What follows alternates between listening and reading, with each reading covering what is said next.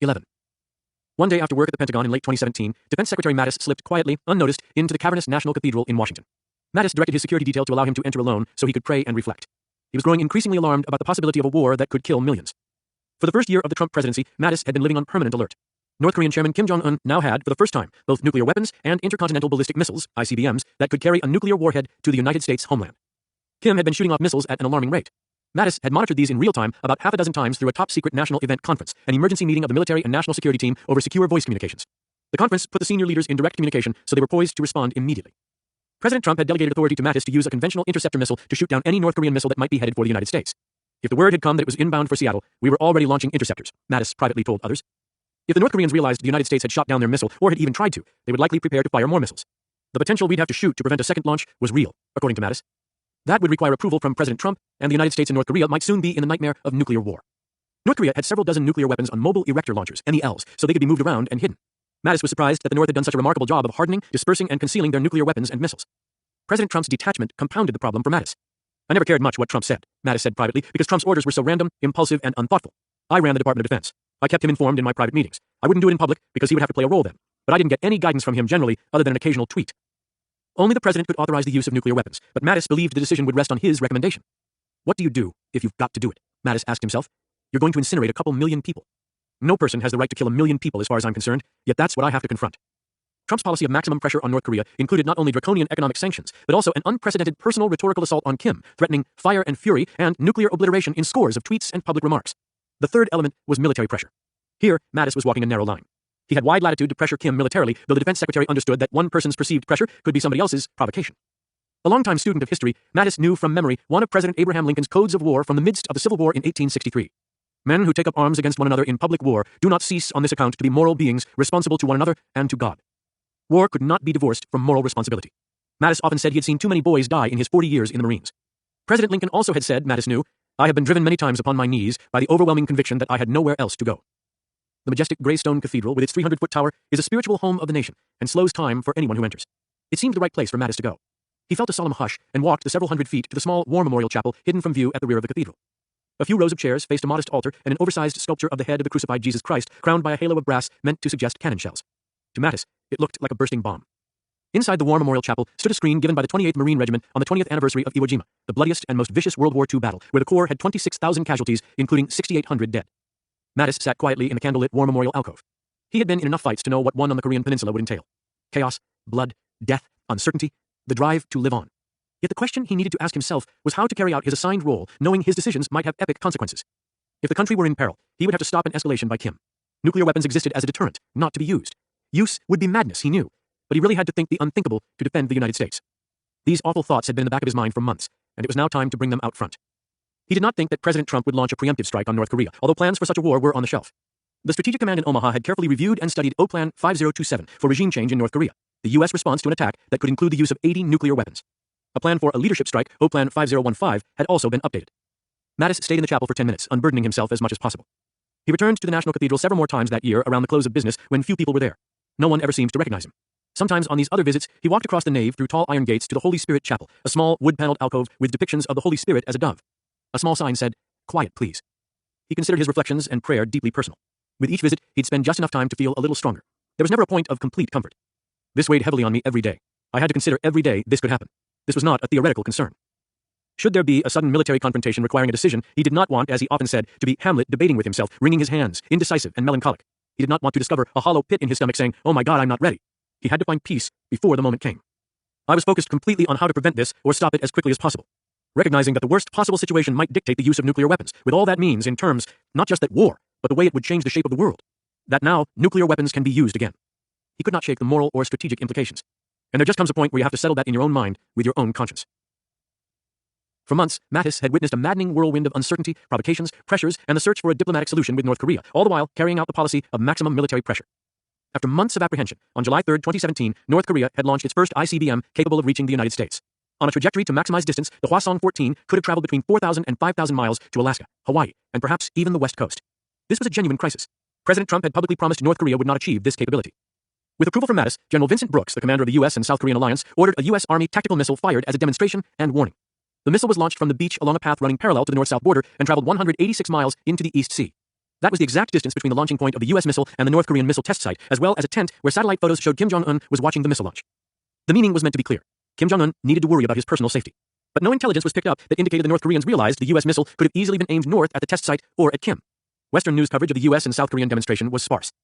General Brooks said in a provocative public statement, "Self-restraint, which is a choice, is all that separates armistice and war." The South Korean military conducted its own live-fire exercise missile into the East Sea and said, "We may make resolute decisions any time." 3 weeks later, on July 28, North Korea fired a more powerful ICBM. It could have traveled 6,200 miles and hit much of the continental United States. General Brooks ordered more demonstration missiles. In case anyone missed the message, he said in a statement that the Alliance Tactical Missile Test provides deep strike precision capability, enabling the Republic of Korea-United States alliance to engage a full array of time-critical targets under all weather conditions. Again, there was no evidence in public or in the intelligence that North Korea understood. This demonstrated the limitations of trying to send messages with missile tests. At 5:57 a.m. on Tuesday, August 29, sensitive intelligence showed North Korea was about to launch another missile. Mattis signed on to the top-secret National Event Conference. He could join in from the skiff in his residence on Potomac Hill, a government-owned compound near the State Department. The Pentagon had also created the capability for Mattis to sign on from anywhere in the world. When he was out of Washington in the United States or overseas, a communications team would be in an adjacent hotel or embassy room where they erected a secure skiff in a tent-like structure. He could vividly remember an aide desperately shaking him awake from restless sleep for a conference. Wherever he was, he regularly slept in his gym clothes so he could get to the National Event Conference as fast as possible. Even if he was being driven down a street, a second vehicle always accompanied his car. That was the communications team, not security. His communications equipment included a geospatial map with a small icon that would track the missile's anticipated flight path. From his location, Mattis could issue an order to shoot if the missile appeared to threaten South Korea, Japan, or the United States. Mattis had a light in his bathroom at his quarters in Washington that would flash if he was in the shower when the National Event Conference alert came. A bell would also ring in the bathroom, bedroom, and kitchen, announcing that the conference was standing up because a North Korean missile had been launched or was ready on the launching pad. It was a non-stop crucible, personal and hellish. There were no holidays or weekends off, no dead time. On this Tuesday morning, U.S. military bases and ships with interceptor missiles had checked into the National Event Conference. Alaska was up and ready to shoot. Vandenberg Air Force Base in California was up. The Navy 7th Fleet. SBX, short for the Sea-Based X-Band, self-propelled mobile radar floats that formed part of the U.S. ballistic missile defense system, signed on. Mattis watched silently as information came in rapidly. Uncertainty and dread mounted. Was this it? Northcom, the Defense Department Regional Command covering North America, quickly assessed that the missile was medium range and not a threat to the United States. But Mattis watched the icon for the North Korean missile arc up and out over the home islands, a World War II-era term for the Japanese archipelago, and drop into the sea. If North Korea had a malfunction or a miscalculation, the missile could have dropped on the Japanese homeland, triggering a major international crisis. Flying directly over Japan was a clear escalation and changed the character of the threat. Secretary of State Tillerson was on the National Event Conference and declared, "North Korea is out of control." South Korea wanted to respond with at least a visible bombing training exercise within their borders. The next day, the South Koreans flew a unilateral F-15 bombing training mission delivering munitions on a South Korea bombing range about 20 kilometers from the North Korean border. Mattis could see the maximum military pressure was not being felt or seen by the North. He began looking for more aggressive response options and wondered if they should take some actual bombing action in a North Korean port to send the message. One of Mattis's favorite books was historian Barbara Tuchman's The Guns of August on the causes of World War I. Nations in Europe had all made elaborate plans for war, but none had actively sought war. In 1914, the assassination of the Archduke Franz Ferdinand in Sarajevo, Bosnia, set off the chain of events that triggered the war. By its end, in 1918, more than 16 million soldiers and civilians had been killed. What chain of events with the North might trigger war? Mattis pondered. The intelligence gathering leading to the alerts was no less than spectacular, in a special category called exquisite collection. Mattis often knew within seconds of a launch. Computers would quickly determine where the missile would land. It took time to answer some of the key questions. Did the missile have a warhead? Was it a test? An attack? The national event conferences became smoother and more orderly. The training was paying off. No U.S. military radar failure, no failure of other equipment. Ready to fire, Mattis heard each time. It was click, click, click, click, click, click. Then they would all stand by and wait. Is this what the edge of Armageddon might be like? If there was a warning of a missile about to be fired, Mattis would often sign on to the National Event Conference early. Even if the trajectory indicated it was not coming toward the United States or was short range, he would stay on the network to listen anyway. It became his own drill, what he called anticipatory planning, for his role as sentinel, perhaps as decision-maker to shoot down the missile. What would he say or order if?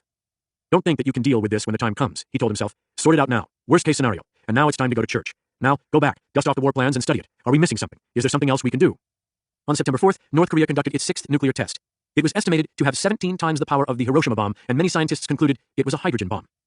5 days later, September 9th, Chairman of the Joint Chiefs Joseph Dunford summoned the senior military leaders to the tank, their conference room in the Pentagon. Dunford told General Brooks that they were looking for military options to ratchet up pressure and were worried that the United States was heading straight into war with North Korea. On September 22nd, Trump tweeted, "Kim Jong-un of North Korea, who is obviously a madman who doesn't mind starving or killing his people, will be tested like never before." The following day, North Korean Foreign Minister Ri Yong-ho called Trump Mr. Evil President in a speech at the United Nations General Assembly and said a strike on the U.S. mainland was inevitable. Trump responded later that day with another tweet. "Just heard Foreign Minister of North Korea speak at UN. If he echoes thoughts of Little Rocket Man, they won't be around much longer." The rhetorical overkill seemed mindless to Mattis. He believed that ridicule and taunting was unproductive, childish, and dangerous. "I got over enjoying public humiliation by second grade," Mattis once told the president. Trump did not respond, but continued the tweeting. On issue after issue, policy after policy, Mattis believed there were ways for a president to be tough and keep the peace. But not with the current occupant, because he doesn't understand. He has no mental framework or mode for these things. He hasn't read, he told an associate. Reading, listening, debating, and having a process for weighing alternatives and determining policy were essential, Mattis believed. I was often trying to impose reason over impulse, and you see where I wasn't able to because the tweets would get out there.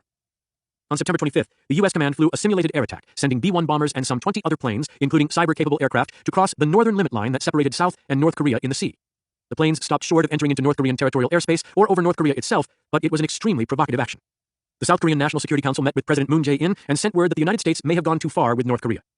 Details of these provocative actions were not explained publicly, and the American people had little idea that July through September of 2017 had been so dangerous. One day in his Pentagon office, Mattis addressed his senior staff sitting around the table head on.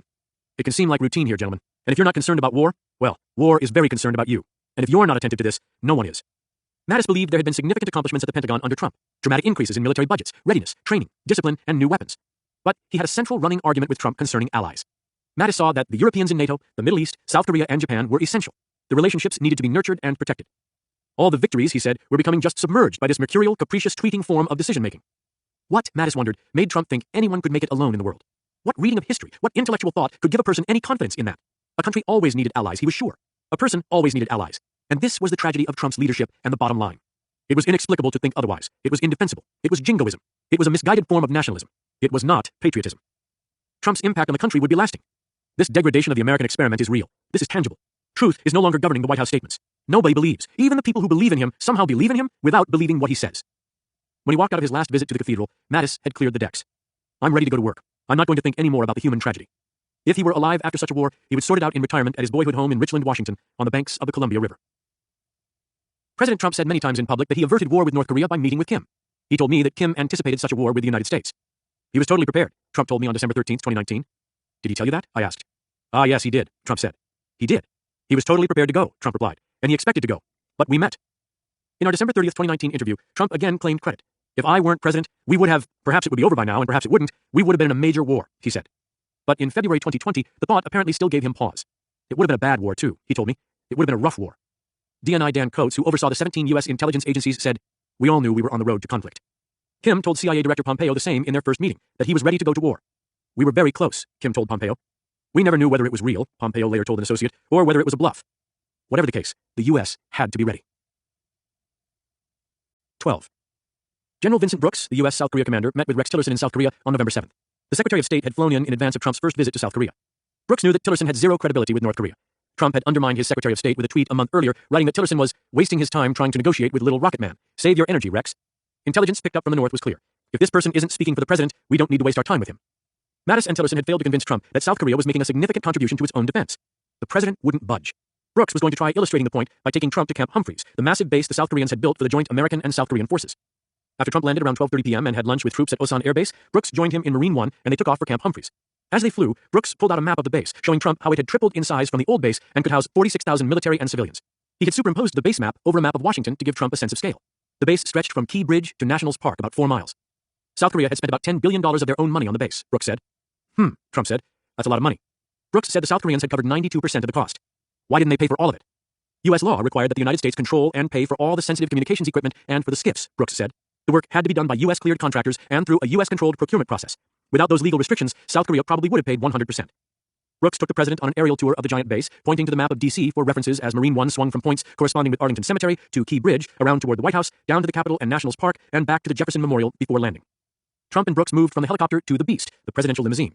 Trump noticed some AH-64 Apache combat helicopters. Are those ours? Yes, Mr. President. That's a battalion of about 18. South Korea had just purchased 2 battalions worth, and the U.S. had added a second battalion of its own. A year ago, there had only been 1 battalion of Apache helicopters in South Korea, and now there were 4. Are they any good? There's no greater killer, Brooks said. Trump indicated his approval. After meeting with President Moon and some U.S. and South Korean troops, Brooks guided Trump to 8th Army headquarters, where he hauled out some charts illustrated with candy gumballs to show the composition of the force. Each gumball represented 10,000 troops, he said. Under current conditions, the United States had 3 gumballs, and South Korea had 62. In a time of war, after 200 days to fully mobilize, the United States would have a force of 720,000, according to the war plans, and the South Koreans, 3.37 million. Brooks hoped the stark difference in gumballs would show South Korea was carrying more than its share of the load. Trump said. Brooks said that South Korea had spent $460 billion in its own defense in the last 15 years, and would soon spend $13.5 billion more on additional arms, such as unmanned aerial systems missiles and fighter aircraft from U.S. defense industries. We will find out how serious North Korea is, Trump said to Brooks. We're playing about 5 different games simultaneously. If we can't make a deal, we have to be ready. They flew to Seoul with Tillerson, White House Chief of Staff John Kelly, and National Security Advisor General H.R. McMaster, passing over a large campus with 3 tall glass buildings. What's that? Trump asked. Samsung, Brooks said. The electronics and cell phone manufacturing giant accounted for about 15% of the South Korean economy. The campus was so big, it was actually known as Samsung Town in Seoul. That's what I'm talking about, Trump said. This is a rich country. Look at these high-rises. Look at the highway infrastructure. A train passed underneath. Look at that train. Look at all of this. We're paying for all of this. They should be paying for everything. It's our presence that led to that wealth, Brooks said, trying to push back. The South Koreans bear our DNA in the way they operate as a capitalistic democracy and in their military doctrine, customs, and protocols. This economy and South Korea itself is an example of what can happen with a determined relationship and alliance over time. The connection went deeper than any individual military, diplomatic, or economic transaction. On the flight, Trump asked Brooks, "Should I go to Panmunjom?" He was referring to the Joint Security Area, JSA, at the former village of Panmunjom at the DMZ that marks the border between South and North Korea. "Yes," Brooks said, making an on-the-spot call. "You should go." Before Trump's trip, Mattis had warned Brooks not to do anything to endanger the president. "Do not take him to the JSA," Mattis had ordered. Brooks hoped Mattis would understand he was acting in the tradition of the commander on the scene, overriding orders. Trump should see what the South Koreans needed the U.S. to help defend, and Brooks thought he could keep the president safe by keeping the plan as secret as possible. "Why should I go?" the president asked. "You would look weak if you didn't," Brooks answered.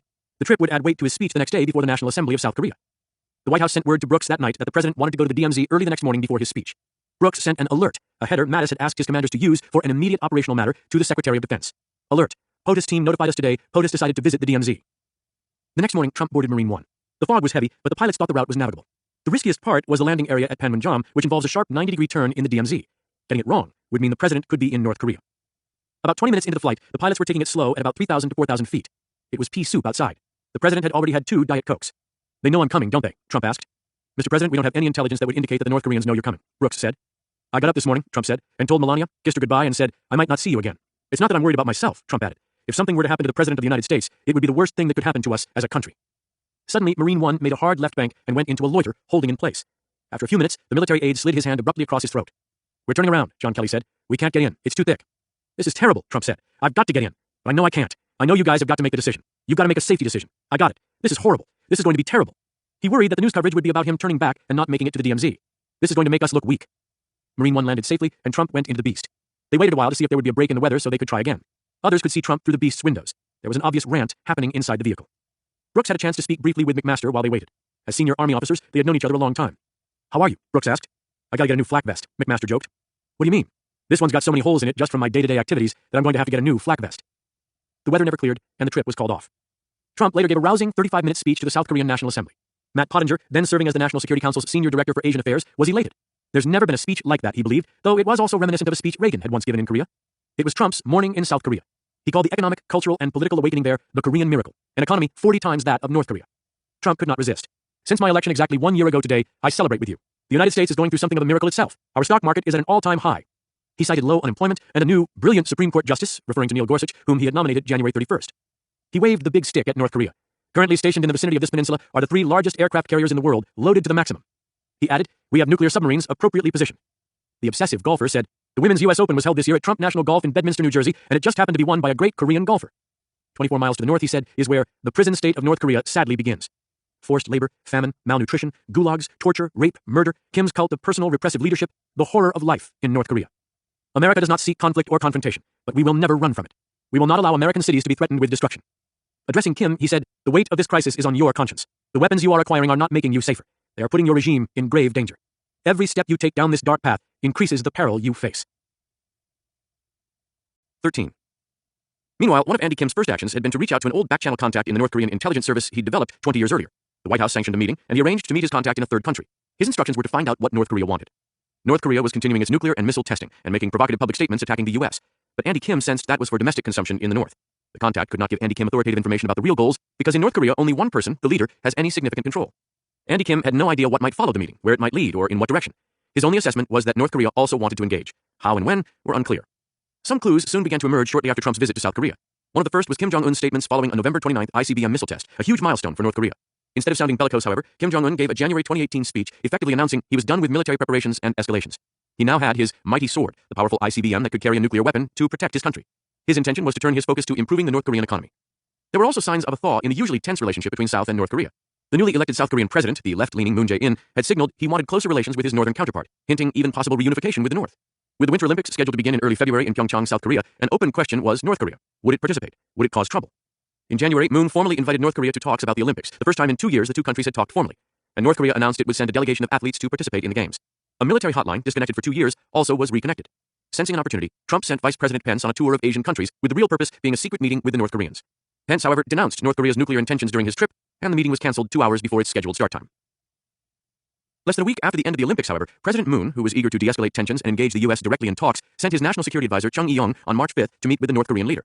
3 days later, Chung visited the White House to brief key Trump cabinet members on what Kim Jong-un had promised. Chung also had a meeting scheduled the next day with Trump, but Trump got word that the South Koreans were at the White House meeting with McMaster and cabinet members. "Why don't I just see them now?" Trump said, jumping the gun and inviting Chung to the Oval Office. Chung explained that Kim had made 4 explicit promises. He was committed to denuclearization, North Korea would refrain from any further nuclear or missile tests, routine joint military exercises between South Korea and the United States could continue, and lastly, Kim was eager to meet with Trump. McMaster reminded the president that Kim had been willing to have his own uncle killed, and Trump should be careful about believing his promises. "I'm willing to meet with Kim," Trump said, dismissing McMaster's caution. "Why don't you," and he pointed to Chung, "go announce it?"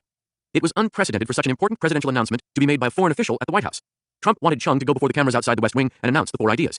He directed McMaster to work with Chung on the statement. McMaster and Pottinger sat down with Chung to make sure Trump's comments and intentions were not misrepresented. It was a negotiation that took almost an hour. Standing outside the West Wing with 2 other South Korean officials and no American ones, Chung made the announcement after dark. He faced the sticks, so-called because of the array of microphones from TV news crews. He summarized the 4 ideas and Trump's agreement to meet. "Along with President Trump," Chung said in the carefully hedged, agreed-upon language, "we are optimistic about continuing a diplomatic process to test the possibility of a peaceful resolution." The announcement was big news. No sitting American president had ever met with a North Korean leader. Trump loved the American news coverage of the forthcoming meeting. Audacious, a breathtaking gamble, dramatic, a reflection of Trump's improvisational style, leaving dazed White House aides with another day of swirling drama that upended previous plans. Head-spinning. But many from the foreign policy establishment criticized Trump for agreeing to meet without locking down some commitments from the North Korean leader. The piling on was intense. In this view, Trump had instantly given the North Korean leadership the international standing and legitimacy it had long sought. Evan S. Medeiros, an Asia expert and advisor to former President Obama, said at the time, "We got nothing for it, and Kim will never give up his nukes. Kim played Moon and is now playing Trump." The drumbeat continued. Dozens of articles and opinion pieces in the major media explored the downside of such a meeting, often harshly. Nearly 2 years later, after the president had held 3 meetings with Kim Jong-un, I asked Trump if he had given too much power to Kim by agreeing to meet. "You know what I did?" Trump said. "One thing. I met. Big fucking deal. It takes me 2 days. I met. I gave up nothing. I didn't give up sanctions. I didn't give him anything, okay? Didn't give him anything." I mentioned what President George W. Bush had once said to me about Kim's father, Kim Jong-il. "I loathe Kim Jong-il," Bush had said, "because he starved his people and kept tens of thousands in deplorable, hard labor prison camps." "And you know what? That attitude got him nothing," Trump said. "In the meantime, they built a huge nuclear force during the last 2 administrations." So Trump said he agreed to meet. What the fuck? It's a meeting. I agreed to meet. What? You mean instead of sitting home reading your book, I met? Before Trump's sudden announcement that he was willing to meet with Kim, Tillerson had been working the traditional State Department channel to North Korea through Sweden. Andy Kim didn't think Tillerson was fully utilizing the talents at the State Department. He was trying with just a few people on his own staff. Many veteran diplomats felt his management at State was heavy-handed, and some had resigned. Tillerson often seemed at odds with the White House position. He'd twice before made public statements in support of talks, only to be contradicted by the White House. Trump wanted any talks to be between him and Kim. The most recent episode had occurred in December 2017, when Tillerson said, "We've said from the diplomatic side we're ready to talk anytime North Korea would like to talk, and we're ready to have the first meeting without precondition." He added, "Let's just meet and we can talk about the weather if you want." The White House spokesman pushed back, saying, "The administration is united in insisting that any negotiations with North Korea must wait until the regime fundamentally improves its behavior. As the Secretary of State himself has said, this must include, but is not limited to, no further nuclear or missile tests."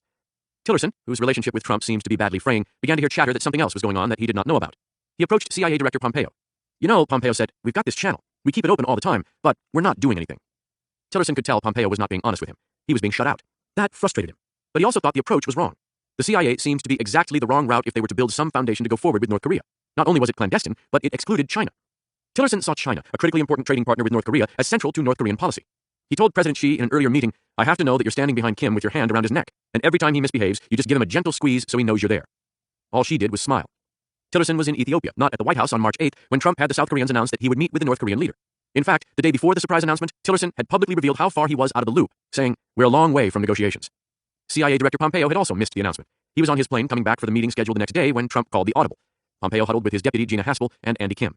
Haspel recounted what had happened. "What was the president's motive?" Pompeo asked, "putting the South Koreans out there to make the announcement. Was it designed to distance Trump from the summit? That was unlikely, since Trump would be out front personally with the North Korean leader. Or was it just one of Trump's impulsive, spur-of-the-moment decisions?" None of the three had an answer.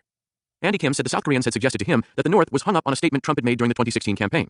"If he came here, I'd accept him," candidate Trump said of Kim Jong-un, "but I wouldn't give him a state dinner like we do for China and all these other people that rip us off." Trump had continued to rail against state dinners in general, adding that instead, we should be eating a hamburger on a conference table. North Korea had its own lessons learned from dealing with the United States, Andy Kim said. His North Korean counterparts had this explanation. Back in December 2000, President Clinton had intended to go to North Korea, but Republican George W. Bush had won the election instead of Clinton's vice president, Al Gore.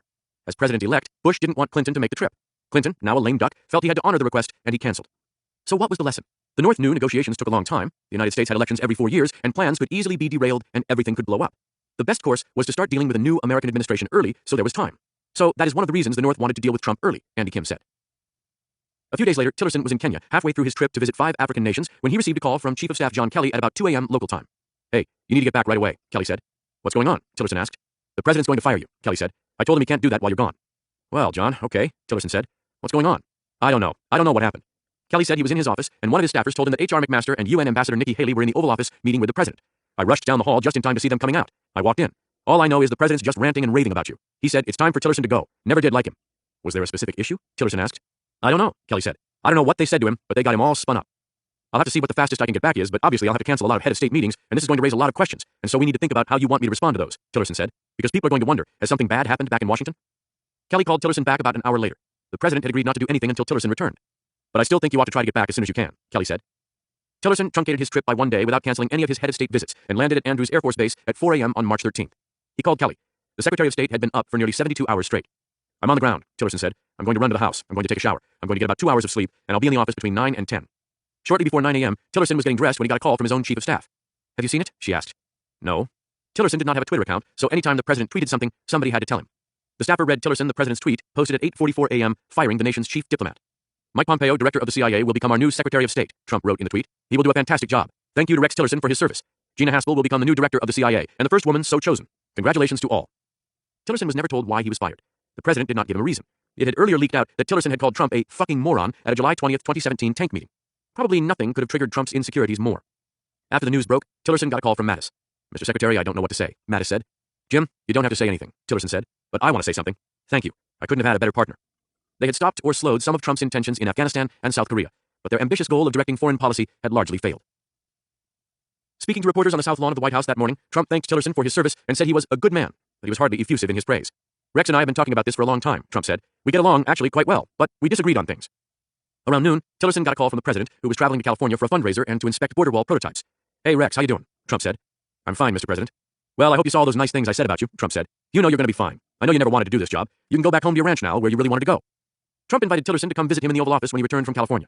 We'll get a nice picture of us shaking hands. Okay, Tillerson said, and hung up the phone. At 2 p.m., he gave a 5-minute farewell address at the State Department in which he didn't mention Trump by name. This can be a very mean-spirited town, he said, but you don't have to choose to participate in that. Each of us gets to choose the person we want to be and the way we want to be treated and the way we treat others. The betrayal was deep for Tillerson. In his view, the president had broken 2 of the 3 promises he had asked for before taking the job. Trump had agreed to let Tillerson pick his own senior staff, but Trump or the White House had continually meddled with or vetoed Tillerson's picks.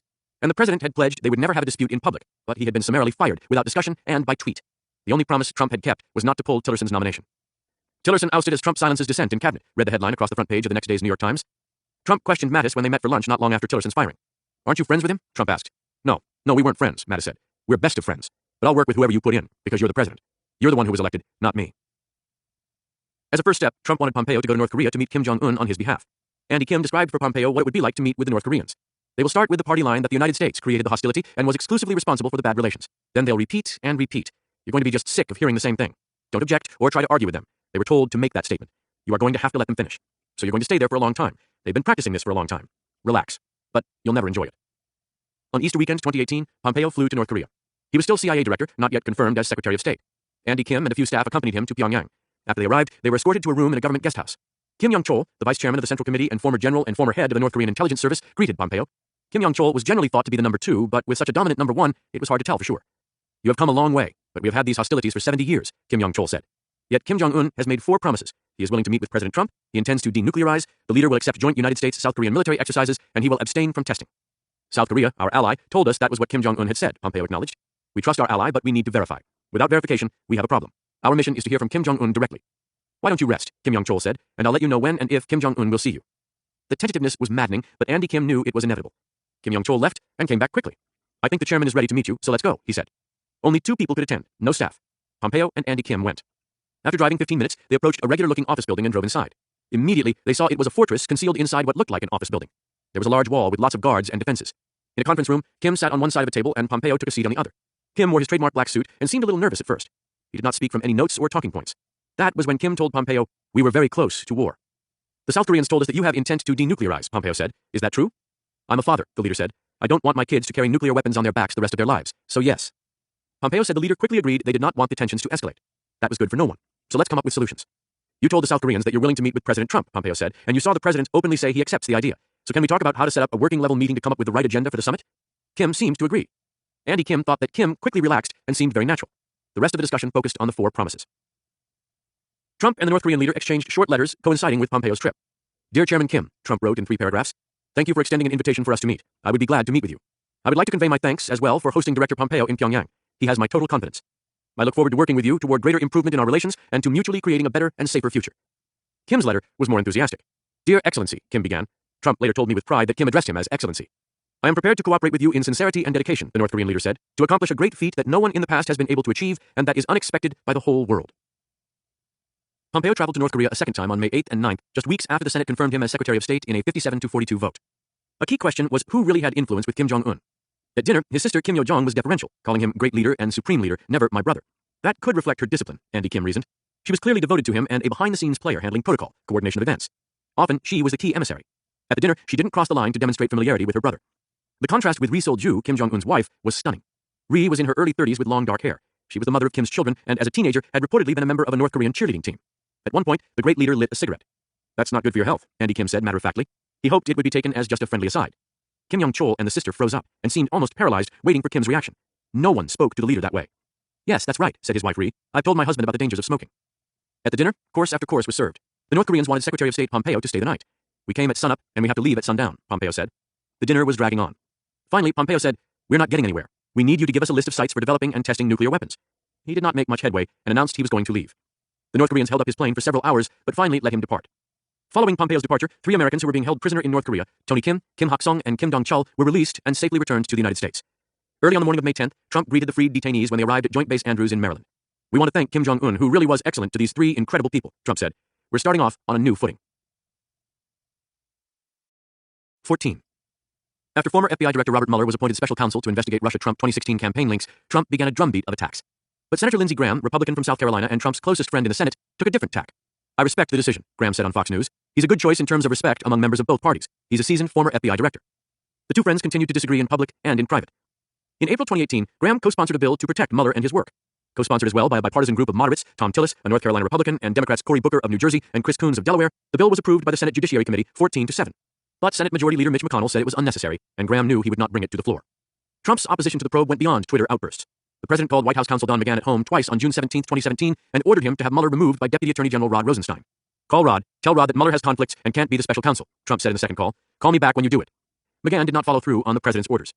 Graham didn't buy Trump's attacks on Mueller and the Russia investigation. Over the years, Graham had watched Mueller as FBI director and concluded he was independent and fair-minded. If Trump had colluded or coordinated with the Russian government in 2016, it would be a disaster for Trump and the Republican Party. Listen, Graham told Trump, if you actually did this, even though it was before you were president, you cannot serve. I didn't do it, Trump told Graham. I've done a lot of bad things, but I didn't do this. I believe you on both counts, Graham said. The denial, in his view, had the ring of truth.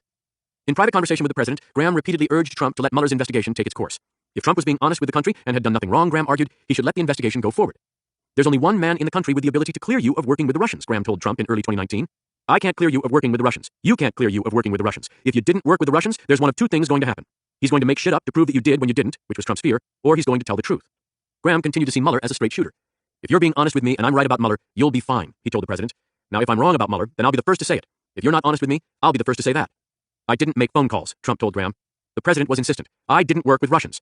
Mr. President, there's only one thing that would turn me against you, and that is if you actually worked with the Russians. I didn't, Trump said.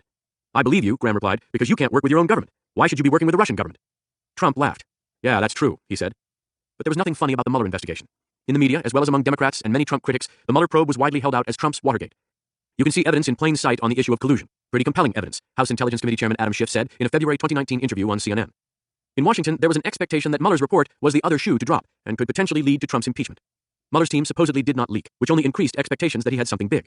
The Washington Post and the New York Times continued the media investigation, publishing dozens of front-page stories about many of the same questions Mueller was investigating.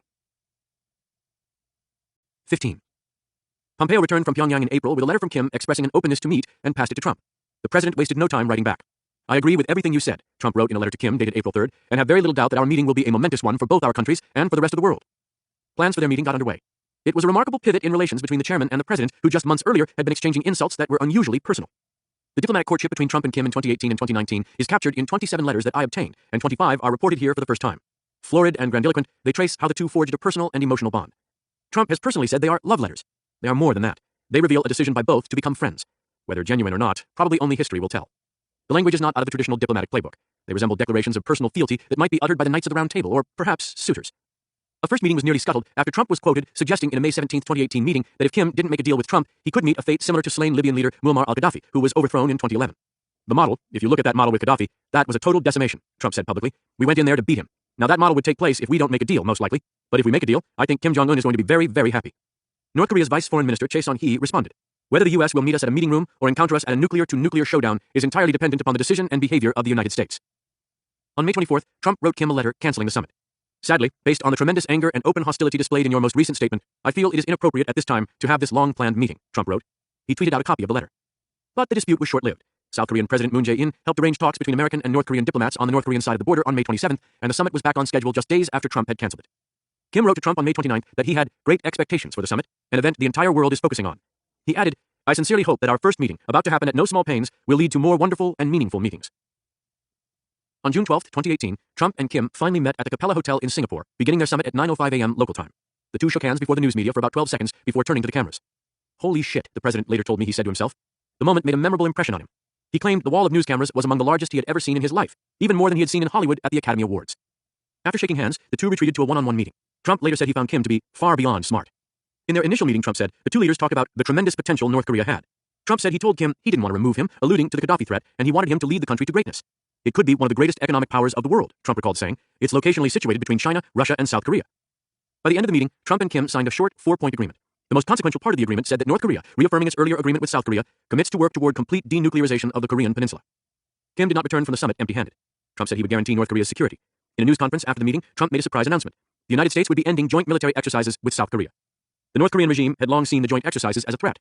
We will be stopping the war games, which will save us a tremendous amount of money, unless and until we see the future negotiation is not going along like it should, Trump said.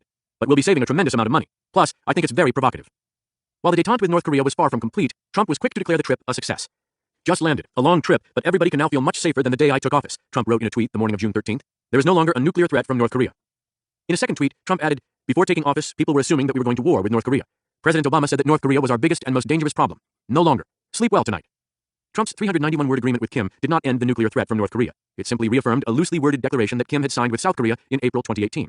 The agreement was less specific regarding denuclearization than prior agreements Kim's predecessors had signed in 1992 and 2005 during the Clinton and Bush administrations.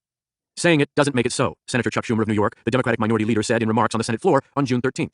North Korea still has nuclear weapons. It still has ICBMs. It still has the United States in danger. Somehow, President Trump thinks when he says something, it becomes reality. Mattis was taken completely by surprise that Trump had canceled the training exercises with South Korea. In accordance with Trump's announcement, Mattis suspended major military exercises such as Ulchi Freedom Guardian, an annual exercise which involved 18,000 U.S. troops and up to 50,000 South Korean troops. Smaller units, however, needed to train, Mattis told Trump. We're not going to have the troops sitting in the barracks. That's no good. The troops are worthless to you as president. They're worthless to me as Secretary of Defense if they are not out there training. He reminded the president that these troops in South Korea rotated to and from Iraq and Afghanistan. They needed to be battle-ready. There is too much emphasis on terrorism and fighting the old Bush wars, Trump said. That is so the terrorists can't come after the United States here, Mattis replied, as happened with the 9/11 attacks. I always hear that, Trump complained. That means we've got to fight everywhere in the world. No, it doesn't, sir. Back at the Pentagon, Mattis ordered a workaround. All platoon, company, battalion, brigade-level exercises, regimental exercises continue, he said. Air group continues. Naval exercises continue. The president doesn't mean we're all going to sit in the barracks now and look at the walls, okay, guys? So let's not everybody suck their thumbs. Smaller exercises with regiment-sized units made up of several thousand troops didn't have to be briefed back to Washington. Only the high-level exercises were in the president's crosshairs. Mattis reduced those to command post and communication network exercises. They won't have troops in the field. No field maneuvers, nothing that could be called a war game. In South Korea, the U.S. and South Korea Commander General Brooks quickly worked to reduce the visibility of the exercises. He immediately scaled back the size of units, changed the timing, and lowered the volume of communications so there was less public news about the training and less in view of Kim and Trump. Mattis was frustrated with the message being sent to China, Russia, and North Korea. What we're doing is we're actually showing how to destroy America, he said later. That's what we're showing them. How to isolate us from all our allies. How to take us down. And it's working very well. We are declaring war on one another inside America. It's actually working against us right now. 16. On February 13, 2018, Dan Coats and the other top intelligence chiefs gave public testimony before the Senate Intelligence Committee about global security threats. Senator Mark Warner of Virginia, the senior Democrat on the committee and thus its vice chairman, took a slight detour. With a simple yes or no, do you agree with Director Pompeo that we haven't seen a significant decrease in the Russian activity to interfere in the upcoming 2018 and 2020 U.S. elections? All agreed with Pompeo, then still head of the CIA, who said to laughter, I agree with Director Pompeo. Under the headline, Russia is targeting 2018, top spies warn, the Washington Post reported the assessment of the intelligence chiefs stands in contrast to President Trump. In its front-page story, the New York Times reported the warnings were striking in their contrast to President Trump's public comments. The next day at the PDB, Trump was upset. Why did that have to go public? Why wasn't there testimony behind closed doors in a secure room? Coates knew this was a sore point with the president, and he wanted to be accommodating since the intelligence chiefs had made their point. The Senate Intelligence Committee had insisted on a public hearing, Coates told Trump. We don't like it. We protested. We would prefer to do this in a secure environment. After a summit meeting with Putin in Helsinki, Finland on July 16, 2018, Trump stood next to the Russian leader at a press conference and openly questioned the conclusion of the U.S. intelligence agencies that Russia had interfered in the 2016 presidential election. They said they think it's Russia, Trump said. I have President Putin. He just said it's not Russia. He added, I don't see any reason why it would be. President Putin was extremely strong and powerful in his denial. Trump had met with Putin for over 2 hours alone without any other U.S. official present other than the translator. Former Republican House Speaker Newt Gingrich, who normally supported Trump, tweeted, "It is the most serious mistake of his presidency and must be corrected immediately." John O'Brien, the former CIA director for President Obama and a persistent Trump critic, went further, tweeting, "Donald Trump's press conference performance in Helsinki rises to and exceeds the threshold of high crimes and misdemeanors." He called Trump treasonous, adding, "Not only were Trump's comments imbecilic, he is wholly in the pocket of Putin." Coates, some 16 months into the job, was beside himself and released his own rebuke. "We have been clear in our assessments of Russian meddling in the 2016 election and their ongoing pervasive efforts to undermine our democracy, and we will continue to provide unvarnished and objective intelligence in support of our national security." As DNI, Coates had access to the most sensitive intelligence, intercepts, and the best deep-cover human CIA sources in Russia. He suspected the worst, but found nothing that would show Trump was indeed in Putin's pocket. He and key staff members examined the intelligence as carefully as possible. There was no proof, period. But Coates' doubts continued, never fully dissipating. Coates knew that Russia had a demographic crisis with a predicted 7% population drop in the next 30 years, but he also knew Putin was playing his weak hand very well. Trump's affinity for Putin was never fully explained to Coates. Whenever he would question something about Russia or Putin, the president would say, "But they have nukes. They've got nukes." Coates must have heard it dozens of times. Once, the president put it this way: Russia has 1,243 fucking nuclear weapons. Actually, Russia had about 1,600 actively deployed large nuclear warheads and 6,500 overall. Trump believed such a large nuclear arsenal changed the strategic calculus. July 19, 2018 was a turning point for Coates. He was attending a public security forum in Aspen, Colorado, an annual gathering in an informal atmosphere. The forum included discussion panels, interviews, and long dinners in the cool mountains far from the hot Washington summer. Sitting tireless and relaxed in an afternoon session, Coates was interviewed on stage by NBC Foreign Affairs correspondent Andrea Mitchell. Just before opening a question and answer session, Mitchell reported the breaking news that the White House had announced Putin would be visiting the White House in the fall. "Okay," Coates said, laughing it up. "That's going to be special." The Aspen audience of foreign, defense, and intelligence policy experts immediately joined the laughter. Coates had made it clear, not very subtly, that he did not know what was going on between Trump and Putin. Back in Washington, Trump was furious. The director of national intelligence seemed to be making fun of the president. Coates made a public apology and later went to see the president to try to explain. "The last thing I wanted to do, Mr. President, was embarrass you. That was not my intent. I was so taken by surprise. I just didn't handle it the way I should have, and I want to apologize to you for that." Trump knew how to shatter someone with pure, conspicuous silence. There was no outburst. He just listened and said absolutely nothing. He was as brutally non-responsive as a person could be. The art of the cold, silent rebuke. Coates realized the trust between them, never solid, had evaporated, blown away in a cool July breeze. A week later, at the opening of a White House meeting, Trump said scathingly, "Dan has become a celebrity." The greatest threat to the national security apparatus, Coates believed, was that Trump wanted to ignore any kind of process that went through experts, people steeped in certain issues or certain parts of the world, often for their whole careers. In effect, and often literally, the president said, "I don't need that to be done. I don't need these people. I don't need a national security council. I just need myself and perhaps 3 or 4 people I trust and work with." Trump didn't care for assessments or options. It was just whatever Trump wanted to do. "Oh, Mr. President," Coates said more than once, "it's a little more complicated than that." Trump would get upset as if he was being undermined and thwarted. The president believed he could pick up the phone and call anybody he wanted. Trump's attitude was, "I can solve all these problems." He thought he could get better intelligence on his own. Coates knew that key leaders such as Putin, Xi of China, and Erdogan of Turkey would lie to Trump. They played Trump skillfully. They would roll out the red carpet for him, flatter him, then do what they wanted. Coates felt like he had never cracked the code with Trump. "I can't believe what he said," Coates often exclaimed to his staff, wife, or Mattis, reacting to some Trumpian declaration. And then the next day, Trump would say the opposite. Coates' head was often spinning. In late July 2018, just weeks after the Trump-Putin meeting, Coates gathered the intelligence chiefs, FBI Director Christopher Wray, NSA Director General Paul Nakasone, CIA Director Gina Haspel, in the Situation Room for a classified briefing to President Trump on election security and foreign power interference in the upcoming 2018 midterm elections. Haspel had replaced Pompeo at the CIA in May. Though Coates knew Russian interference was a sore subject with the president, he charged ahead with the briefing. "We continue to see a pervasive messaging campaign by Russia to try to weaken and divide the United States," he said. "Russia is the chief culprit, but other countries are potentially involved. China, Iran. We will assure the American people that their vote will be counted accurately and won't be manipulated." "I like that," Trump said. The NSA and CIA had evidence, highly classified, that the Russians had placed malware in the election registration system in at least 2 counties in Florida, St. Lucie County and Washington County. There was no evidence yet that the malware had been activated. It was sitting there to be used. The voting system vendor used by Florida was used by state election registration systems all around the country. The Russian malware was sophisticated and could be activated in counties with particular demographics. For instance, in areas with higher percentages of black residents, the malware could erase every 10th voter, almost certainly reducing the total vote count for Democrats. The same could potentially be activated to reduce Trump votes in Republican districts. The bottom line, the Russians are here.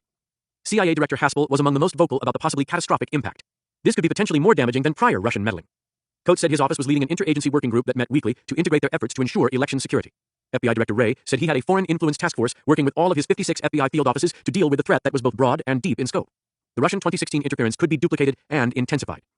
Other than the highly classified information about the malware, Trump said he wanted the intelligence leaders to tell the public. "You should do this," Trump said, pointing to Coates. "Go public. Dan, take that to the press corps here in the White House." He wanted it done right away. "That's great." Coates was surprised.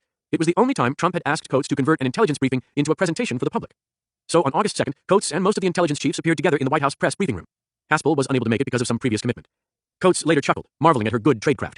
She knew when to be present and when not to be, particularly when not to be out front publicly. The president has specifically directed us to make the matter of election meddling and securing our election process a top priority, Coates told the press corps. Coates mentioned Russia many times, the other intelligence chiefs just a few times. Coates couldn't help himself. It goes beyond the elections. It goes to Russia's intent to undermine our democratic values, drive a wedge between our allies, and do a number of nefarious things, he said. Asked by a reporter if he would support more sanctions on Russia, Coates stepped out of his intelligence role and went further about the policy of relations with Russia.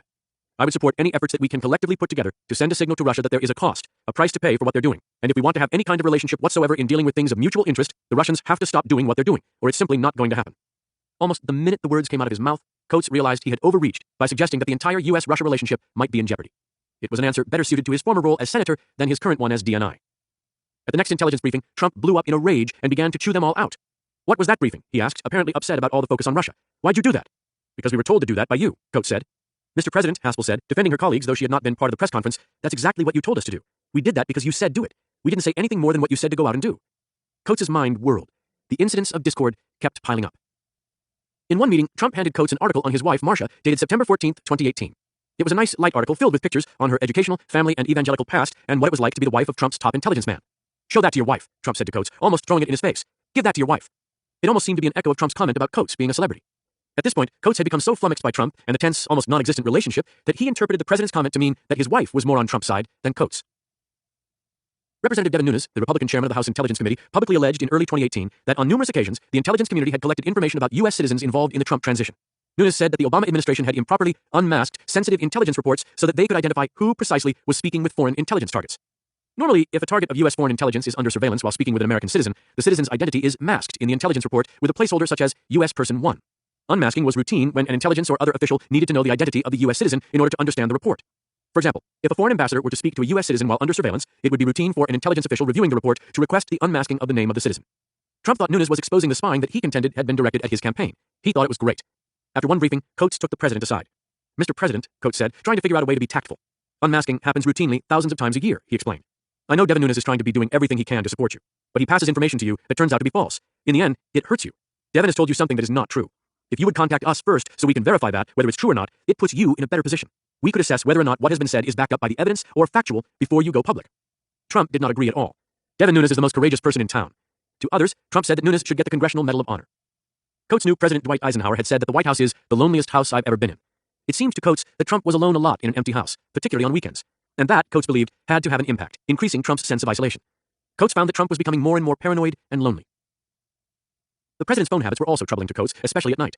At one point, after about 9 months in office, Coates had stopped getting transcripts or readouts of the president's conversations with foreign leaders. He had his staff inquire with the NSC staff. Why? He never got an explanation after several tries. But he never asked the president directly. Coates finally concluded that the mad and maddening phone calls reflected Trump's style, who he is, and it wasn't going to be fixed. One response was to let the disarray flow over him. But Marcia could see her husband internalized the turmoil. Coates knew that Pompeo was better at managing the president than the rest of them. He had the president's confidence. A number of times when Pompeo had still been CIA director, Coates and the other intelligence chiefs would turn to him and say, "You're the best person to present this to the president, because we don't think he's going to like it. But if you present it, he may go along." Pompeo was successful in showing that withdrawing all U.S. troops from Afghanistan, one of the president's longtime goals, even obsessions, would risk another 9/11-style attack. Pompeo, the West Point graduate and former Army officer, knew not to challenge Trump openly. When Trump wanted to withdraw from the Iran nuclear deal, Pompeo only argued that Iran was in technical compliance. Ted Giustero, an up-and-coming CIA officer with 2 decades' experience, was Trump's principal briefer at the PDB sessions until 2019 when he was replaced by Beth Sanner. Giustero, who had started before the election, pulled all the intelligence together and interacted with the president more than anyone else from the intelligence world. He took copious notes during every Oval Office briefing. Giustero had a day-to-day compilation of all the formal intelligence presentations and discussions in the Oval Office. Trump trusted him, and the two had a good relationship. But one day, the president impatiently lashed out at Giustero. Coates had never seen Trump target Giustero, who seemed shocked. Coates walked out with Giustero. "Ted, how are you? I'm sorry you had to take that hit." "I'm not working for this president," Giustero replied sharply. "I'm working for the integrity of the intelligence community." Coates' relations with Trump soured quickly as the president persisted in asking Coates to stop or get control of the FBI's Russian investigation. Trump wanted Coates to say there was no evidence of coordination or conspiracy with Russia in the 2016 presidential campaign. Coates repeatedly tried to point out that the FBI had a criminal side and an intelligence side. He had oversight and a role in the intelligence side, but he had no role, zero, in the criminal investigations, including the Mueller probe of Russian interference. Trump disagreed or did not understand and acted as if Coates was insubordinate. 17. Mattis and his counterpart, Chinese Defense Minister Wei Fenghe, boarded a helicopter at the Pentagon on November 8, 2018, for a 10-minute flight south over the Potomac River. Washington glistened on the other side of the tree-lined, meandering river. It was a postcard picture, and the world seemed calm and at peace. It wasn't, Mattis knew. Their destination was Mount Vernon, the historic estate of George Washington. After landing, the leaders of two of the world's most powerful militaries stepped into the crisp fall air. Mattis was on a mission both personal and professional. As the civilian head of the United States Armed Forces, he was sure that his job was, if possible, not simply to avoid war, but to prevent war. China was building up a nuclear strike force, not just a few nukes intended for deterrence, or what the French call a force de frappe, but a significant nuclear force. Mattis knew he had to proceed carefully, firmly, but gently. Early in his career, he had been a Marine recruiter, and had often been sent into schools where his presence was not welcome. The experience had taught him the value of persuasion when you could not order someone to comply. Wei, a former member of China's governing Politburo and a former artillery and rocket force officer, had not seen combat. Mattis had, in the deserts of the Middle East, Kuwait, Afghanistan, Iraq. Mattis believed a lack of wartime experience often lured people into taking risks they otherwise might not. Actors playing George and Martha Washington escorted Mattis and Wei around the 500-acre estate. In the 21-room main house, Mattis intentionally stopped and pointed out the key to the Bastille, prominently displayed in Mount Vernon's central hall.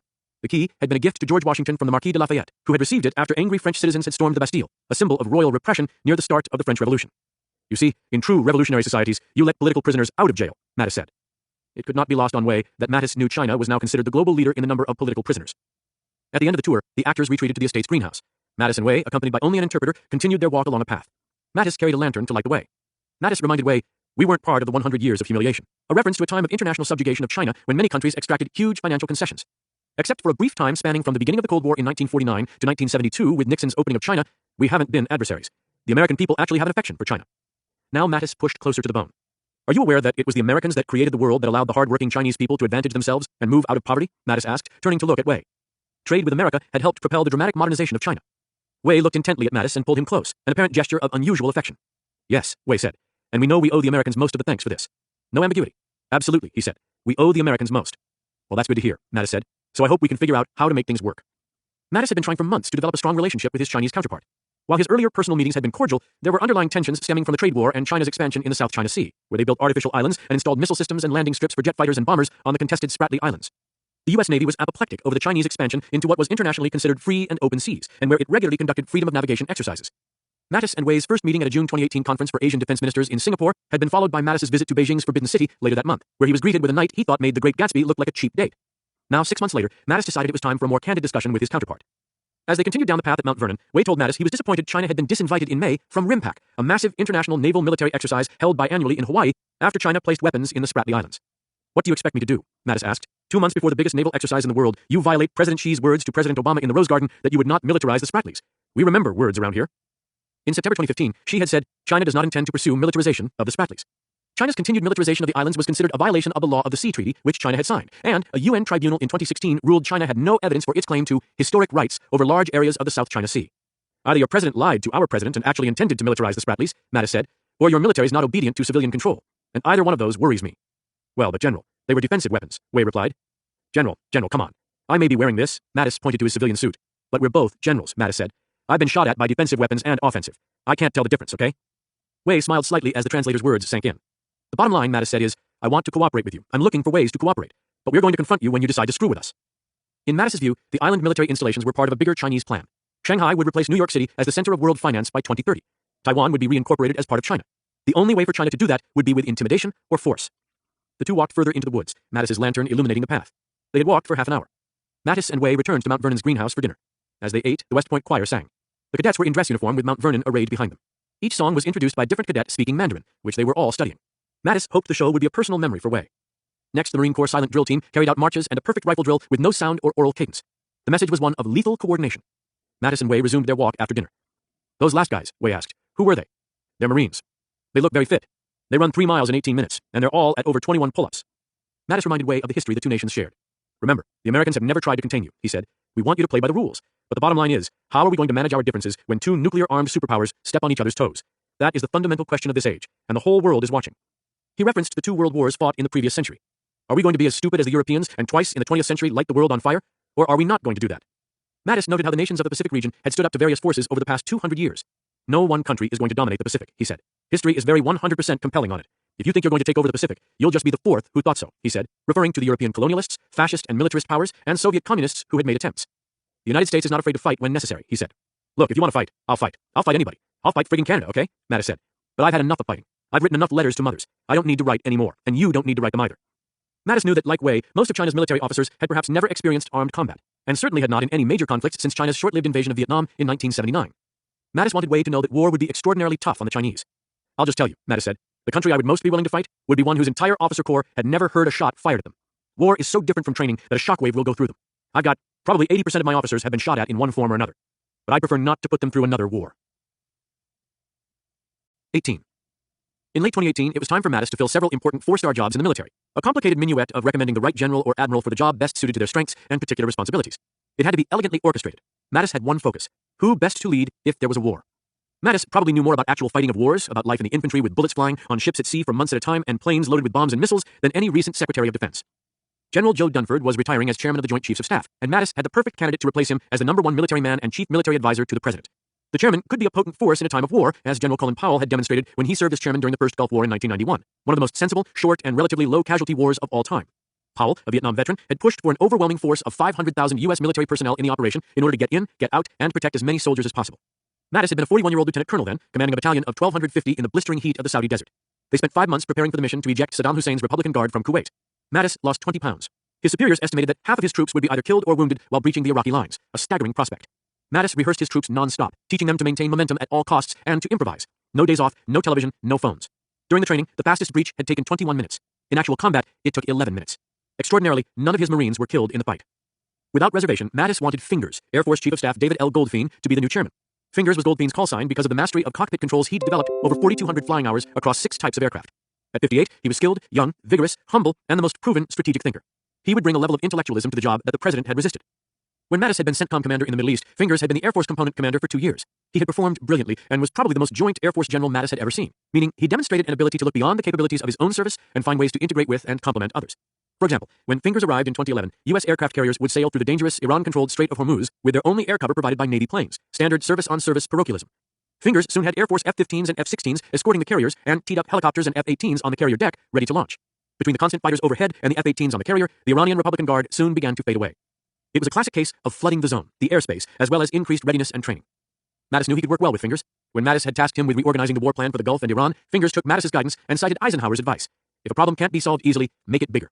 As Mattis put it, if the Iranians had a 29-inch reach, he wanted a 30-inch reach. And Fingers had given it to him, expanding the airspace so the American air power had a greater reach than the Iranians. Fingers was cunning, accepted guidance, and had well-prepared CENTCOM for possible war. Just as meaningful to Mattis, Fingers had been shot down in an F-16 over Bosnia in 1999. He knew that coming face-to-face with your own mortality changed the way you look at the world, at war, and at yourself. Mattis also had to find a new NATO commander. Given Trump's ceaseless criticism of NATO, he thought Army Chief of Staff Mark Milley would be the best. Mattis considered him a loud optimist. The New York Times would later call him a general who mixes bluntness and banter. In June 2018, Trump had praised Milley for being good at pricing bombs as well as throwing them. Mattis thought Milley would both appeal to Trump and infuse NATO with the needed self-confidence, bolstering the alliance. Under Mattis, the Army had many changes to make and needed to gut many now irrelevant programs. Milley oversaw a methodical improvement in Army brigade readiness, bringing the number deemed immediately combat-ready up from 3 to 30, a remarkable improvement. Milley also improved the physical fitness of the Army, an issue of immense importance to Mattis. It was humiliating to watch the U.S. Army march in a parade and then go watch the Mexican Army or the Ukrainian Army or the Norwegians, Mattis said. The armies of other nations were so much more fit. He concluded that a third of the Army was overweight or obese. It was appalling. Milley had aggressively raised Army physical fitness. Mattis recommended Fingers to Trump to be the next chairman of the Joint Chiefs of Staff and Army Chief Milley to take over the NATO command. The Defense Secretary's recommendations for these top military posts were almost always accepted by the president. But David Urban, a lawyer, lobbyist, and early Trump supporter who had helped Trump win the crucial state of Pennsylvania in 2016, weighed in with the president directly. Urban, a West Point graduate, advocated that Milley, instead of Goldfein, be made chairman. Pompeo, another West Pointer, also recommended Milley. Trump quickly offered the top job to Milley, who accepted. Questions would linger on how Milley earned the chairmanship and whether he was too accommodating to Trump. Mattis thought it hurt Milley's reputation because it looked too much like raw politics. Mattis was sure Milley's fellow Joint Chiefs would not have chosen him as chairman. His style was too brash, but the other chiefs, of course, did not have a vote. Mattis did not protest Trump's decision. I wasn't paid to express my exasperation, Mattis told an associate. The damage was done. Mattis believed he had not really been given a shot because of the president's preemptive, impetuous decision-making. The military and the country would lose Goldfein's leadership, although he stayed on as Air Force Chief of Staff. Milley was more than acceptable. Having a bond with the president might help. It also, though, might make it harder for Milley to stand up to the president, increasingly a central part of the job of chairman. Mattis realized that more than ever, he and Trump were not hitting it off. But Mattis felt he was still winning more than he was losing. Behind the scenes, he continued to make gains on military readiness, budget, and training. He was focused inwardly on his relationships with Pompeo, Coates, and CIA Director Haspel. Trump's problem extended further, to the president's failure to build a smooth working team, to listen, gather various informed opinions, debate, identify options, debate some more, and bring everyone on board with a decision. I consider myself the most reluctant person on earth to go to war, Mattis wrote in his 2019 book on leadership. But it had to be asked. What might it mean if a war came and the best person was not in the chairmanship? Suppose the great military leaders of World War II had been cast aside on the impulse of the commander-in-chief. In that environment, would there have been an Eisenhower or Marshall or MacArthur or Nimitz or Halsey? And what would have been the price paid for not having them there? The answer, of course, was unknowable. But it was important to address the issue of succession. Every large organization or business had a responsibility to make sure there was a process for finding the very best. and in 2018 Mattis believed the commander-in-chief had failed and let the country down. Mattis had long detested and distrusted Iran. In 1983, Lebanese terrorists, later determined to be acting at the direction of Iran, drove 2 truck bombs into the Marine barracks in Beirut, Lebanon. Those killed included 220 Marines and 21 other military personnel. Mattis, at the time a major assigned as the executive officer at the Naval Academy Preparatory School in Rhode Island, was tasked with making casualty calls in Rhode Island.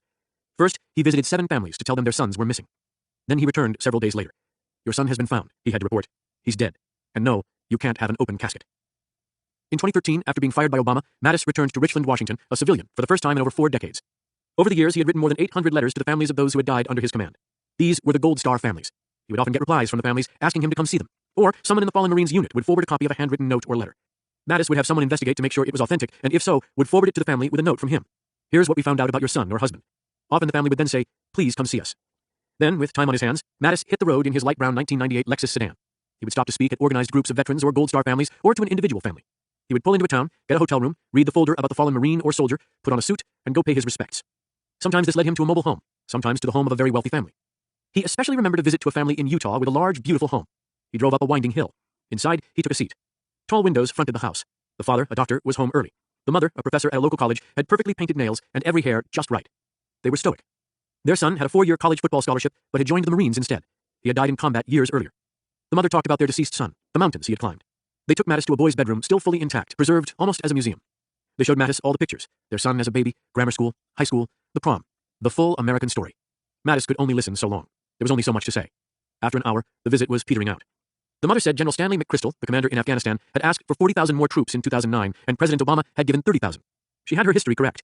If there were more, 1 million troops available, she asked, why didn't McChrystal get 80,000? Mattis mumbled something about how the president had to weigh options. Finally, Mattis said, "You know, I can't give you a good answer, other than we thought that was probably sufficient." "Were you trying to make it fair for the enemy?" she asked. There was no anger in her voice, just sorrow, as if the wounds of the loss would never heal. All of a sudden, the father became engaged and looked directly at Mattis, an unforgettable look. "We certainly weren't trying to do that," Mattis answered defensively. "We've studied you," said the mother. "We've read all the things you've done." Mattis was not the problem. "We know you're trying to be loyal." The father stood and shook Mattis's hand, holding it for what seemed like 30 seconds, straining for some connection. The mother, cultured, refined, proper, educated, had one final thought about Washington. "General, no one in that town back there gives a fuck what our family lost." 19. Mattis later described for others what it was like to attend meetings with Trump. "It is very difficult to have a discussion with the president. If an intel briefer was going to start a discussion with the president, they were only a couple sentences in, and it could go off on what I kind of irreverently call those Seattle freeway off-ramps to nowhere, shoot off onto another subject. So it was not where you could take him to 30,000 feet. You could try, but then something that had been said on Fox News or something was more salient to him. So you just had to deal with it. He'd been voted in, and our job was not to take a political or partisan position. It was, how do you govern this country and try to keep this experiment alive for 1 more year?" Mattis frequently used a phrase coined by George Kennan, the father of the doctrine to contain the Soviet Union. The treacherous curtain of deference that comes down when someone is around high-level officials, especially presidents. In Trump's case, there were additional impediments to connecting and communicating with the president. Mattis said beyond that sense of, "Oh my gosh, I'm in the Oval Office," advisors had to push past the additional curtains of Fox News, of his formative years. Those are long-held beliefs, so those were the real curtains. Because I saw Rex Tillerson and Dan Coates and Mike Pompeo at CIA, and certainly Gina Haspel, myself, quite willing to come up with the facts. Joe Dunford never hesitated on it. Neither did H.R. McMaster or Treasury Secretary Steve Mnuchin. But the facts would be dismissed, and we'd be off on one of those ramps that circled around and started going. And then you're sitting there, and it's not deference at that point, it's grasping for a way to get it back on subject. And it was just very hard. And there wasn't a lot of time for it. Mattis had repeatedly reminded the president that 77 nations and international organizations were fighting ISIS, the Islamic State, primarily in Syria. 13 of those nations have military troops, Mattis noted. "What about the other nations?" Trump asked. "Who was ripping him off?" "The others are giving money, intelligence," Mattis said. "They're supporting programs, all sorts of things. Remember, for every one of our troops that died in Syria, 1,000 Kurds have died in Syria. Actually, it was more. It is in our interest to keep fighting." Trump had promised to defeat ISIS in the presidential campaign, and Mattis had urged a war of no less than annihilation, a concept Trump loved and vigorously approved. On December 6, 2018, Mattis was in Ottawa for a meeting of the 13 defense ministers of the nations contributing troops to the ISIS fight. His chief talking point? They needed to stay in the fight. Every country needs to stay.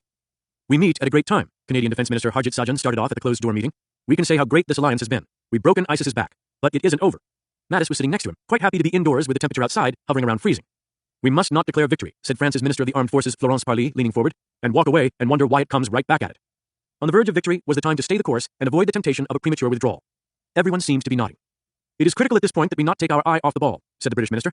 Perfect, thought Mattis. Everyone was on board. He could ignore his written talking points. He wouldn't have to say a word. The sale was made.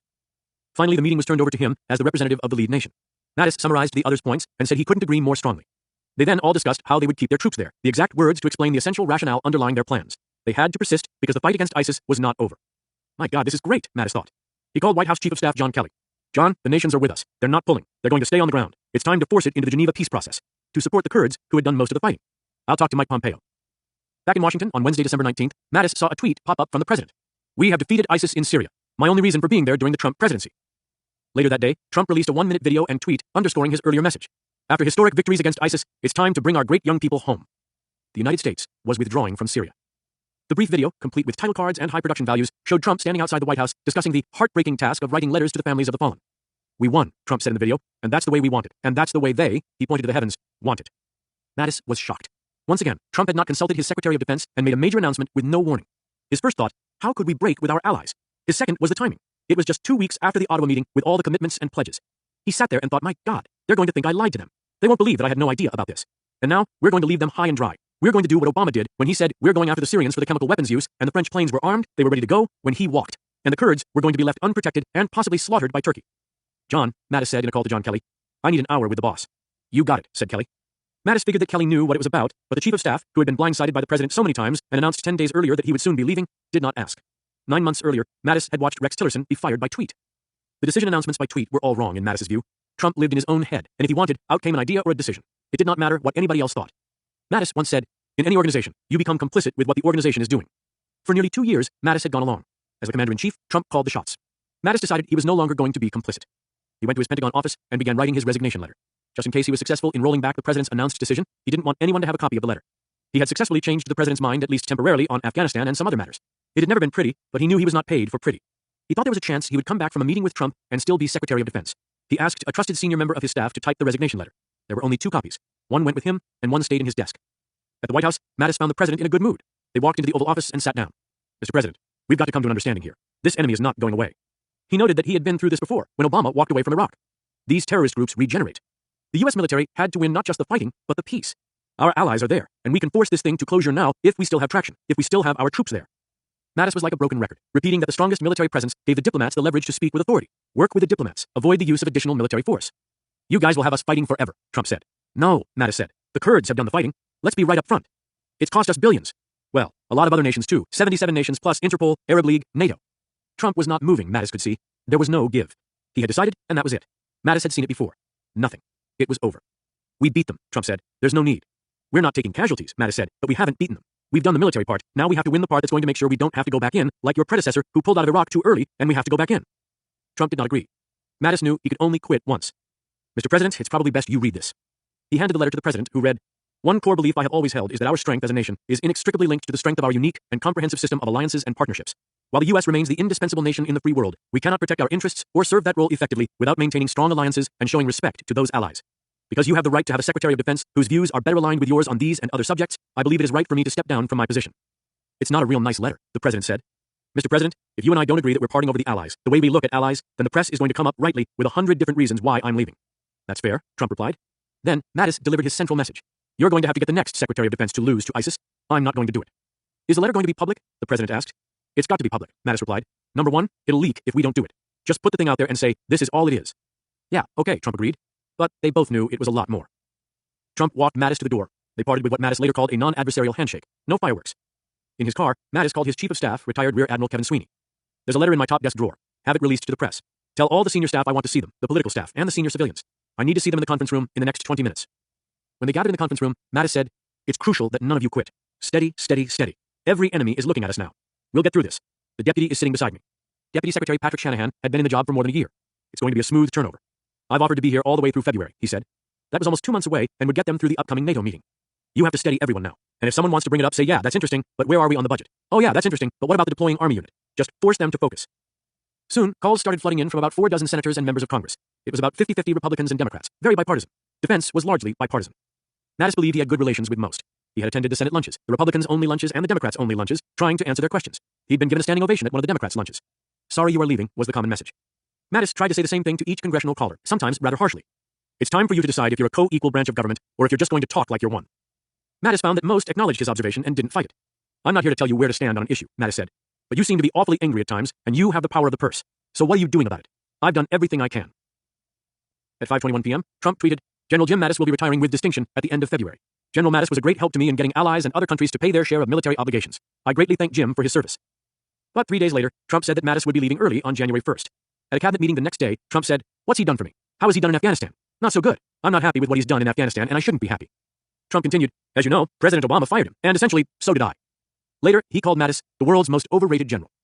When I asked Trump about Mattis a year later, the president said Mattis was just a PR guy. Mattis summarized, when I was basically directed to do something that I thought went beyond stupid to felony stupid, strategically jeopardizing our place in the world and everything else, that's when I quit. 20. Jared Kushner's unorthodox ties to foreign leaders and regular conversations with them outside secure channels raised suspicions among the intelligence agencies. His interim top-secret security clearance was downgraded and ultimately denied. The rejection meant Kushner could not have access to sensitive intelligence, impeding his ability to work. White House Chief of Staff John Kelly wanted Kushner's security clearance handled by the book, but the president personally ordered that Kushner be granted the highest security clearance. This gave him access to top-secret intelligence classified as sensitive compartmented information, SCI, and fed a constant tension between Kushner and Kelly. Kelly was rankled by the offline style Kushner had adopted in general that allowed him to dip in and out of presidential business at will. It undermined the Chief of Staff's attempts to channel the workflow of Trump's chaotic Oval Office through him. Kushner and Kelly both maneuvered to be first among equals with Trump. Kelly was killing me in a million ways, Kushner said. To Kushner's relief, his rival finally left in early 2019. His departure cleared the way for both Trump and Kushner to turn to what was foremost in both their minds: re-election. The vote was nearly 2 years off, but the campaigning was permanent.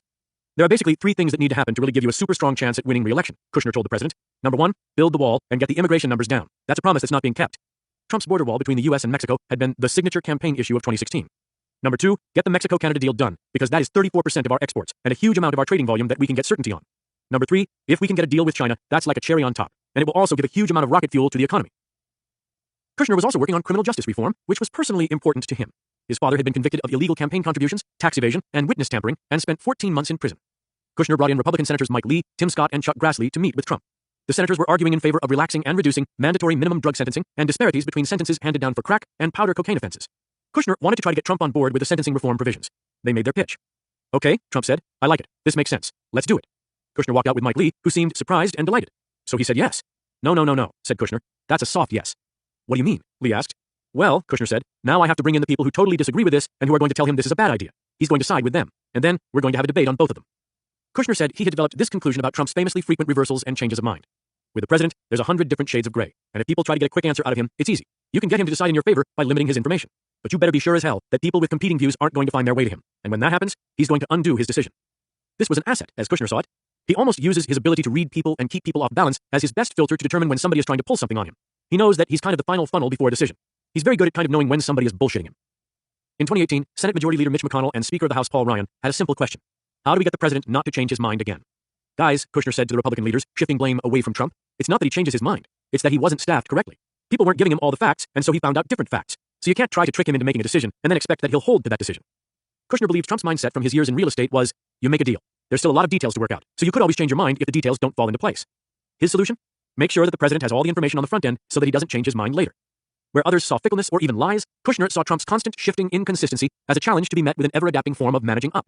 Incomplete information, inadequate staffing, the appearance of impulsive decision-making was all someone else's fault, according to Kushner. John Kelly had a less flattering assessment. Crazy town, Kelly said. 21. Dan Coates launched the new year, 2019, with an updated national intelligence strategy and an old proposition. This strategy is based on the core principle of seeking the truth and speaking the truth to our policymakers. The strategy warned about weakening of the post-World War II international order and dominance of Western democratic ideals, increasingly isolationist tendencies in the West, and shifts in the global economy. It also decried Russian efforts to increase its influence and authority that are likely to continue and may conflict with U.S. goals and priorities in multiple regions. Coates' truths were built on many of the old themes that Trump rejected. A week after releasing the strategy, Coates gave his worldwide threat assessment publicly before the Senate Intelligence Committee on January 29. He identified climate change as a security threat. Russia's relationship with China was closer than it has been in many decades. North Korea was unlikely to completely give up its nuclear weapons and production capabilities. Coates said intelligence officials didn't believe Iran was developing a nuclear weapon, a direct contradiction of one of Trump's core national security arguments. Everything he said was based fully on intelligence, but Coates could not have more conspicuously stuck his finger in the president's eye. Fred Fleitz, president of the Center for Security Policy, a right-leaning Washington think tank, appeared on Fox Business and suggested that Coates ought to be fired, saying the intelligence service has simply evolved into a monster that is basically second-guessing the president all the time. Lou Dobbs, host of the show Fleitz appeared on and Trump's friend and supporter, tweeted Fleitz's quote and suggestion. The next day, the White House canceled the daily intelligence briefing, the PDB. Trump tweeted, the intelligence people seem to be extremely passive and naive when it comes to the dangers of Iran. They are wrong. He added, perhaps intelligence should go back to school. On February 7th, Senate Intelligence Committee Chairman Richard Burr said that after a 2-year investigation, his committee had found no evidence of Trump-Russia collusion. If we write a report based on the facts we have, Burr said, then we don't have anything that would suggest there was collusion by the Trump campaign and Russia. Trump celebrated on Twitter, and he asked Coates to help. Richard Burr said that he hasn't seen any evidence of that. Is this something you can do? You're head of intelligence. It would have a major impact. Others have said it. Why can't you say it? Mr. President, Coates replied, that's not something I can do. It's not part of my job. His connection to the FBI was the intelligence gathering side. He had nothing to do with the side of the FBI that did criminal investigations, he repeated once again.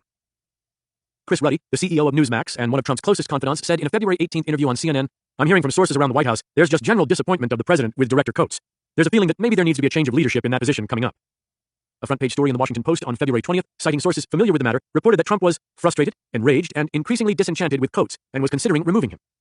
After several days of reading about himself in the news, Coates came home and told Marcia, "I'm going to write my resignation letter and take it to Trump and say I quit. I think you ought to give it to him and let him make the decision," she advised. Coates wrote out a letter, brief and to the point, saying, "I cannot do this job effectively without your confidence and support. I am offering my resignation so that you can find someone who will better be able to serve you." He tried to strike the same tone that his friend Mattis had adopted 2 months earlier. Coates offered no warning to Trump he was submitting a resignation letter. He did not want to be another Jeff Sessions, the Attorney General Trump had regularly and publicly trashed, who had left in the fall of 2018. Sessions had been just one of many hounded out of high administration positions by Trump's vicious tweets. Coates wanted out on his own terms. Coates went to the Oval Office to see Trump alone and handed the president his resignation letter. "I keep reading senior White House officials have said that I am not loyal and not a team player," Coates said. No, Trump said. Coates mentioned someone who had been quoted in the media. "I don't even know that guy," Trump said. Coates tried another name. "I hardly know the guy," the president insisted. "I'm not going to go through this," Coates said. "It could be 1,000 cuts. Most of the published reports come from anonymous sources only cited as senior White House officials or Trump friends." He had seen this before. When Trump was unhappy with someone, out came the endless undermining and criticism. Trump dismissed this. "The White House sources were fake," he said. "I didn't say that." Coates did not believe the president's denials for a minute. Trump took Coates' letter, seemed to read it carefully, and handed it back. "Suppose I don't accept this," Trump asked. "Can I not accept this?" Clearly that was possible. Giving Trump a choice had been Marcia's point. "Would you be willing to stay on?" Trump finally said. "I'm asking you. This is a tough time for you to announce your resignation." The Mueller report into Russian election interference was reported to be coming out soon. If Coates left, his departure would be misinterpreted. It's the wrong timing for this. Coates paused. "Okay," he finally said, "but I can't keep having this chatter coming out of the White House and your friends that you don't have confidence in me. I can't do my job effectively if I have all these leaks and all these things coming about what you think of me and the intelligence community." No, Trump said. "You're doing a good job. Let's work this out. We'll go forward." At some point in the future, Coates said, he would want to step down. "Don't you want to do it the right way?" Trump asked, apparently implying there was a way to resign so it would not appear that Trump had fired him. "Don't you want to leave in a more positive way? Let's work it out." Coates finally agreed. After about 10 minutes, he left with his unaccepted resignation letter in hand. Paradoxically, he felt relief. He had effectively put conditions on staying. And at least they had had a talk, not laying all the cards on the table, but more intimate than ever before. Trump had been the one who asked him to stay. Coates could see how his resignation could be misused as the Mueller investigation was supposedly winding down. The interpretation would be that Coates knew something and he wanted to get out before the big expected revelations from Mueller. It would be unfair to create that perception, since Coates knew nothing about the coming Mueller report. But Coates continued to harbor the secret belief, one that had grown rather than lessened, although unsupported by intelligence proof, that Putin had something on Trump. How else to explain the president's behavior? Coates could see no other explanation. He was sure that Trump had chosen to play on the dark side, the moneyed interests in the New York real estate culture and international finance with its corrupt, anything to make a buck deal-making. Anything to get ahead, anything to make a deal. Coates realized that Trump had been able to make a deal with him, a raw political deal. Hold that resignation for now. We'll do it later, soon, but without a tweet storm against you. He had played into Trump's protection racket. Coates saw how extraordinary it was for the president's top intelligence official to harbor such deep suspicions about the president's relationship with Putin. But he could not shake them. Pence did not want to hear talk about Coates resigning. "Look, we need to support the president," Pence told Coates. "Let's look on the positive side of things that he's done. More attention on that. You can't go." Coates saw Pence was on a mission. Stay the course. 22. Deputy Attorney General Rod Rosenstein kept tight control over Robert Mueller's Russia investigation. He aggressively wielded Justice Department regulations, giving him authority to overrule Mueller on any investigative or prosecutorial step to maintain leverage over the investigation. The existence of that authority was sufficient. He never formally had to exercise it. The general public perception continued to be that Mueller was on to another Watergate that could end the Trump presidency. "It's Mueller time" was a rallying cry so popular it became a t-shirt slogan. In reality, however, it was Rosenstein time. He oversaw the investigation with diligence and an iron hand, continuing to send a deputy for bi-weekly meetings with Mueller and his team. Mueller's prosecutors were mindful that Trump could order Rosenstein to fire Mueller. If Rosenstein refused, Trump could fire Rosenstein and find someone who would get rid of Mueller. The president's campaign of public intimidation, tweets, and claims the investigation was a witch hunt rattled many on Mueller's staff. The whole investigative atmosphere was stay in your lane, no mission creep. After Trump's controversial 2017 meeting with Putin in Hamburg, where he confiscated the translator's notes, they debated, but only in jest, about subpoenaing the translator's notes. They knew if they dared, they would be fired. After a long internal debate, Mueller decided not to issue a formal subpoena to Trump to compel his testimony. There was a belief that if they asked for the subpoena, the legal battle in the courts would take months, even a year, or Trump could fire Mueller in response. Mueller told his prosecutors they should not stretch themselves too thin. If they tried to get it all, they could wind up getting nothing. Aaron Zebley, Mueller's deputy, told the prosecutors he had the pen on the final report, meaning he had Mueller's authority as final editor.